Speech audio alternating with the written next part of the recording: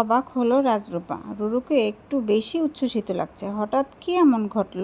জিজ্ঞাসা করার অবশ্য দরকার হলো না। রুরু নিজেই জানালো কারণটা। জানো মা, বাবি কি বলেছে? বাবি যে বাংলোতে সবসময় থাকে, বিকেলে সেখানে নিয়ে যাবে, আর বর্ষা নদীর ধারেও নিয়ে যাবে। অনেক ট্যুরিস্ট এসেছে, অনেক লোক দেখতে আমার খুব ভালো লাগে। আমার কিন্তু একটুও ভালো লাগে না। তুই বাবির সঙ্গে যাবি?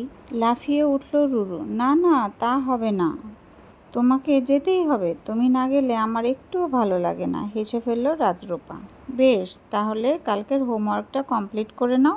রুরু কয়েক সেকেন্ডের মধ্যে বইয়ের ব্যাগ নিয়ে চলে এসেছে। এই একটা ব্যাপারে অনেকের থেকে ভাগ্য ভালো রাজরূপার। বাধ্য ছেলের মা হওয়ার সুখ কিছু কম নয়। পড়াশোনায় প্রচণ্ড আগ্রহ ছেলেটার। ভাবলে কীরকম অবাক লাগে রাজরূপার। ও নিজেও মাস্টার্স করেছে ইংলিশে, কিন্তু ছোটবেলায় পড়ার আগ্রহ তেমন ছিল না। তবে কি ছেলেটা ওর বাবার স্বভাব পেয়েছে? মুখটা তো বাবা বসানো।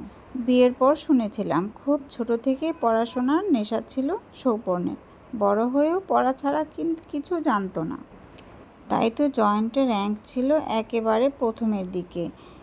এমএতেও সেই রকমের রেজাল্ট। রুরু তবে কি? ছি, ভাবতেই গা গুলিয়ে উঠল। নিজেকেই ধিক্কার দিল রাজরূপা। চাই না এমন ব্রিলিয়ান্ট ছেলে। তাছাড়া জন্ম দিলেই কি বাবা হওয়া যায়? কক্ষনো না। ওর ছেলে রনিতের বাবা রঞ্জন ছাড়া কেউ হতে পারে না। জন্মের পর থেকে যে মানুষটা বুক দিয়ে আগলে রেখেছে রুরুকে, সেই রুরুর বাবা।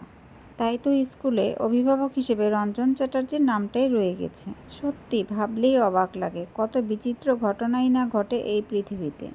মাতাল গুন্ডা পটলা মাস্তার নামে এক খ্যাত রঞ্জন রাজরূপার সংস্পর্শে এসে উঠল একজন আদর্শবান মানুষ।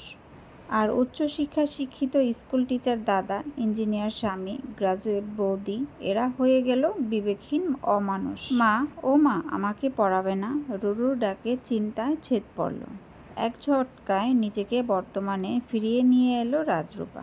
ডায়েরি উল্টাতে উল্টাতে বলল, কাল তো ফ্রাইডে, কাল রাইমস আছে, ওটা আগে মুখস্থ করে নাও, তারপর ম্যাথ। দ্বিরুক্তি না করে রুরু দুলে দুলে পড়তে লাগলো। Humpty Dumpty sat on a ওয়াল।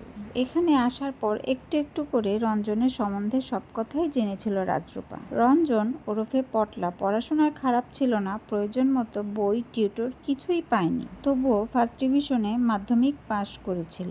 12 বছর বয়সে বাবাকে আর ক্লাস 11-এ মাকে হারিয়েছিল। তারপর ওর ভিটেমাটি বিক্রি করে মামা ওকে নিয়ে চলে এসেছিল বারাসতের কলোনিতে। রঞ্জন চেয়েছিল পড়াশোনাটা চালিয়ে যেতে। মামা রাজি থাকলেও বাদ সেধেছিল মামি। প্রথম দিনই সাফ জানিয়েছিল মামি, বসে বসে খাওয়া আবার পড়াশোনার খরচা চালাতে ওই ভিটেমাটি বিক্রির টাকা কমাসেই শেষ হয়ে যাবে। খাওয়া পড়ার জন্য ওকে এখন থেকে রোজগারের ধান্দা করতে বলো।